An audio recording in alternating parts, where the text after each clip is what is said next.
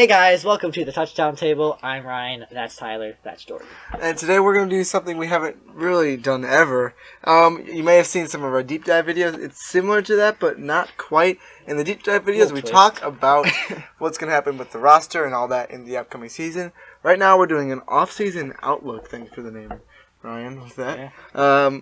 We're doing an off-season outlook. We're going to start off with the Miami Dolphins and really just talk about what they can do in the offseason to improve their record for a team that, even though they've made so many trades, actually ended up winning a good amount of games considering what we thought they were going to do.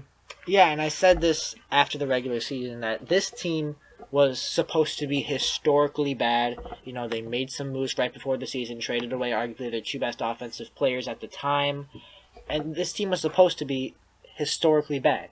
Mm-hmm. And they won 5 games, and they also lost 2 games by 1 point. So this team was, you could say, very close to being 7-9, and therefore not horrible by any means. You know, their highlight of the year was undoubtedly when they went into Foxborough and beat the Patriots and shook up the AFC playoff picture. They also beat the Eagles. That's 2 playoff teams they beat. You know, this team, you know, Brian Flores got a lot out of this team for what he was given. So I think, especially with the bright future and the 3 first-round picks they have, I think it's a bright future for them. Yeah, you're definitely right, Ryan. And just to be frank with it, the Miami Dolphins, when you looked at them at the beginning of the season and during the season when they were making their moves, you know, they made the trade with the Texans for the trade away Tunsil and I should know the other guy. You got it. No, we got time. Come on. You can do it. We got time. Kenneth. We'll just sit. Not Kenneth Murray. Okay. Who knows? Maybe they'll draft Kenneth Murray too. Yeah, and then they also trade away Minka Fitzpatrick. And then they got good picks out of those. But despite those moves, they were really the definition of tanking. And I honestly did not expect them to get a win at one point. And Ryan kind of covered this, but props to Brian Flores. He did a great job with that team. And also another thing is the quarterback situation on that team. It was kind of back and forth beginning of the season. Then Ryan Fitzpatrick kind of just stepped up and he controlled it all from there.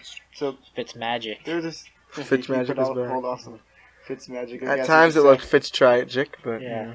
So I think most of the credit would probably be going to Brian Flores, but there's also a lot of other guys. They also traded away Kenyon Drake too. Yeah. I don't think they got much for that though.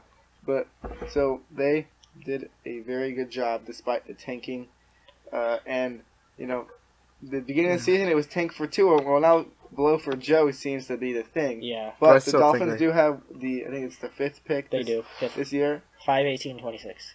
Yeah. So they have a chance to get Tua if they want him. Who knows? Were they really trying to tank for Tua this whole season? Will they stick with a quarterback? Who really knows what this team's going to do? There's a lot of options, a lot of empty positions that they kind of want to fill. They have a lot of picks to do with that. All right, and I really don't think... All right, yes, they weren't tanking. They're obviously trying to win games. But the 4-2 part is still right. Because I think with this 5th overall pick, a team that needs a quarterback, needs someone that can lead this franchise into the future.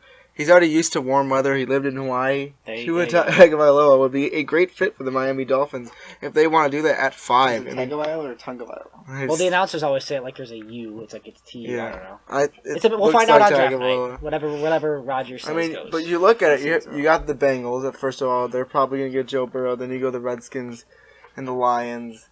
And then just the Giants and then them. Those teams don't need quarterbacks because the Redskins got Dwayne Haskins, the Lions have Matthew Stafford, assuming they stick with him, and the Giants just got Daniel Jones last year.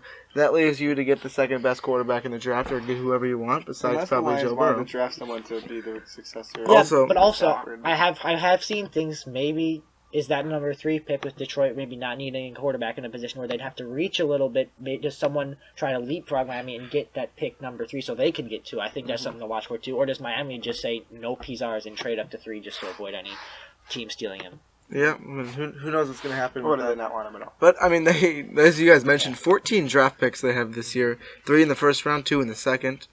How many in the third, Jordan? You have it on yours, right? Yeah, I had it. Hold on. I gotta find this puppy. They have a lot. Let's see. We got 3 in the first round, 2 in the second round, 1 in the third, none in the fourth, 3 in the fifth, 3 in the sixth, and 1 in the seventh. All right, and we talked about the 5th overall pick, obviously, because that's the earlier one, and that's when you can get your best player. Actually, That was interesting. They have they can choose round 5 or round 6. I don't know how that works. I don't know what this is saying. You playing franchise mode on Madden or something? I don't know what it's saying.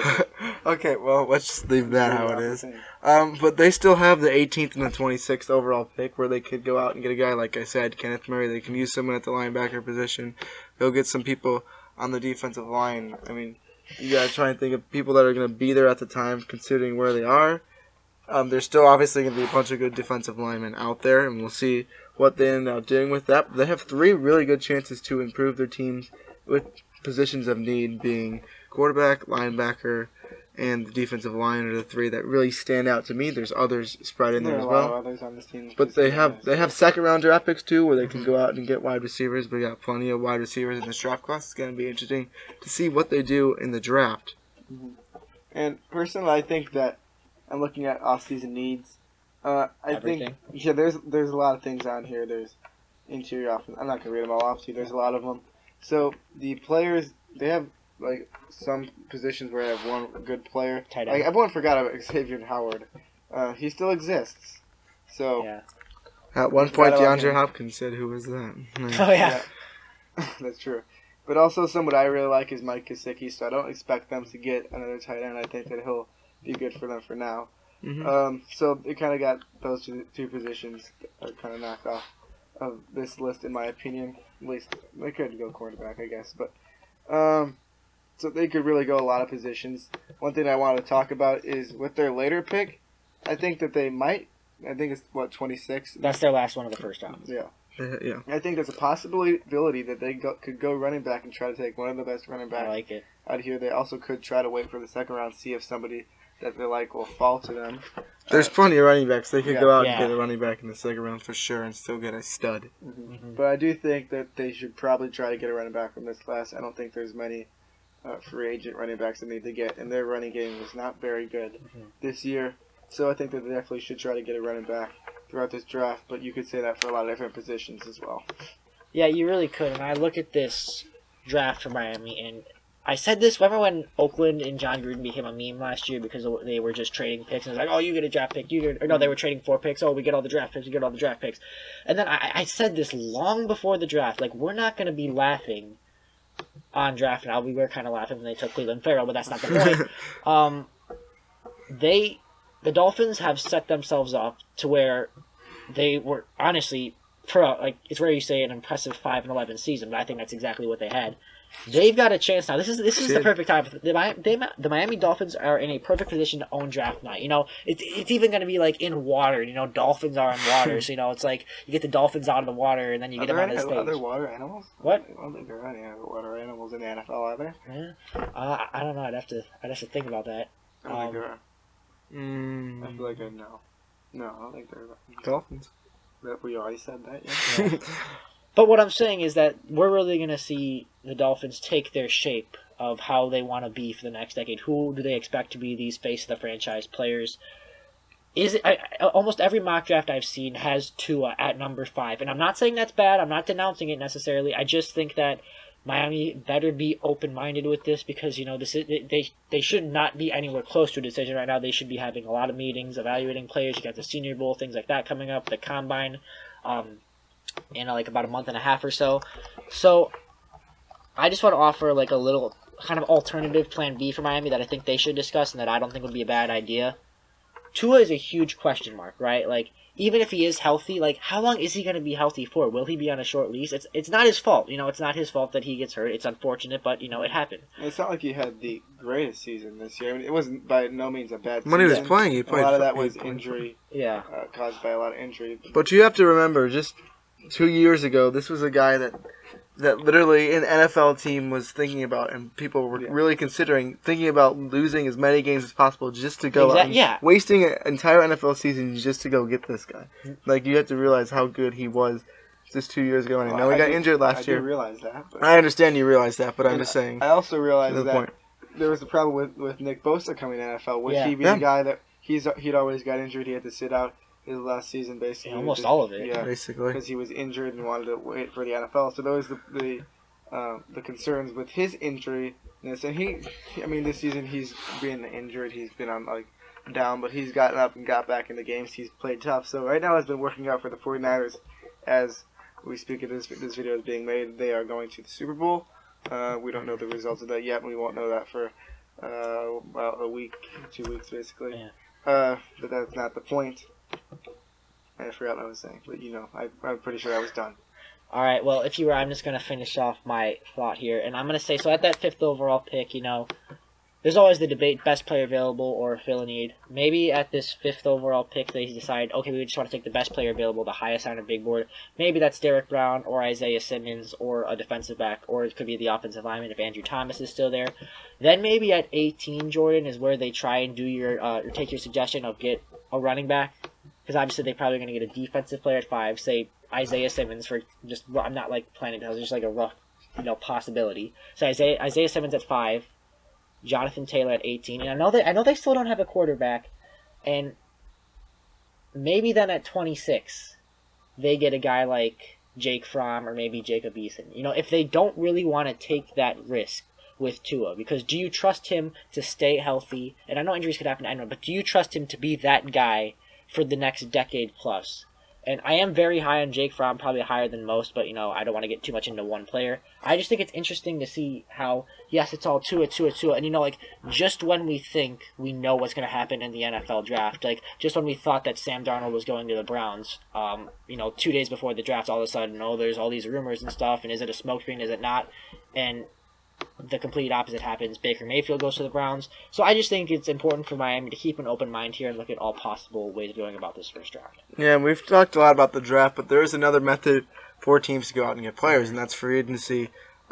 Especially, I think free agency, they're going to, in my opinion, I feel like they're going to go after defense in free agency and then try and go offensively in the draft. Not a bad idea. I think that's the strategy they're going to use. I think that Brian Flores, being the defensive guy he's going to be able to go out and attract these defensive players in free agency. And I know you can talk about, you can literally say this culture is good, we expect to be bad, and we won this amount of games. You guys should come here. I think it'll be an attractive destination, especially in Miami. You got that warm weather, not for about playing in the cold. But there's guys like Byron Jones, Chris Harris Jr., Jadeveon Clowney, Chris Jones, Anthony Harris, Corey Littleton, Justin Simmons, a very underrated guy.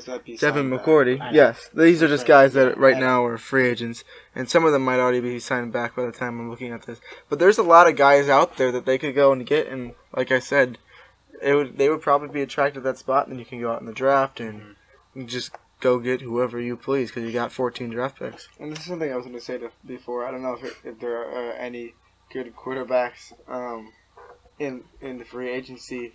There are some. What? Well, who knows?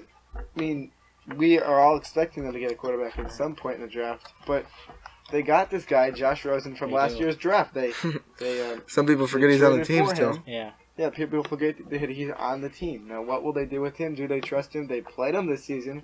They didn't seem like him as they had Ryan Fitzpatrick play out the rest of the season. So was that on Josh Rosen? Are they just going to give up on him and just have him just sit there and kind of be done with him, try to get rid of him or something? He deserves a shot, in my opinion. Yeah, and Ryan, he's stressed that before. Who knows what they're going to do with him? Are they going to keep him? I mean, you'd assume that at some point they're going to get a quarterback, right? Yes. But, I agree.